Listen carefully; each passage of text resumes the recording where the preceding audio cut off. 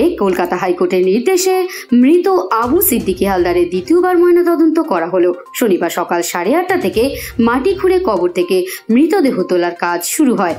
10টা নাগাদ মাটির নিচ থেকে মৃতদেহ তোলার কাজ সম্পন্ন হয়। এদিন ঘটনাস্থলে উপস্থিত ছিলেন মন্দির বাজারের ডিএসপি সুবীর বাগ ও ম্যাজিস্ট্রেট সহ সরকারি আধিকারিকরা। ঘটনাস্থলে প্রচুর পুলিশ মোতায়েন করা হয়েছিল। সবার উপস্থিতিতে এদিন মৃতদেহ তুলে আইনি প্রক্রিয়া মেনে এসএসকেএম হাসপাতালে ময়নাতদন্তের জন্য পাঠানো হয়। শুক্রবার কলকাতা হাইকোর্টের বিচারপতি অমৃতা সিনহা ঢোলাহাট কাণ্ডে দ্বিতীয়বার ময়নাতদন্তের জন্য নির্দেশ দিয়েছিলেন। নির্দেশে তিনি বলেন, প্রথমবারের ময়নাতদন্তে মানবাধিকার কমিশনে গাইডলাইন মানা হয়নি। শনিবার সব গাইডলাইন মেনে দ্বিতীয়বার ময়নাতদন্ত করতে হবে।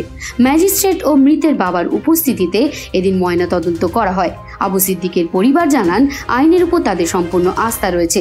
সিদ্দিকী পরিবারের আইনজীবী এমডি শাহাদাত সাহা বলেন, এখন প্রক্রিয়া চলতে বলছে হাইকোর্টের নির্দেশ মতো তো বডি তোলার কাজ শুরু হয়ে গেল। বডি সময় মতো বডি উঠে গেছে। 8:30 থেকে বডি তোলার কাজ শুরু হয়েছে। 10টা নাগাদ বডি উঠে গেছে। চালান রেডি হচ্ছে। বডির চালান থেকে শুরু করে ইনকোয়েস্ট থেকে শুরু করে আপনার এক্সিকিউটিভ ম্যাজিস্ট্রেটের যেটা অর্ডার শিট সেগুলো রেডি হয়েছে। সেগুলো লেখালেখি হয়ে যারা ওই আবু সিদ্দিক যে ডিজিজ আছে ওর বাবা বা ওর রিলেটিভ যারা আছে তাদেরকে ফাইনগুলো করছে। এবার বডি মর্গের দিকে যাবে। আমরা তো কোর্টের ওপর পূর্ণ আস্থা আছে, ন্যায় বিচার পাবো আমরা।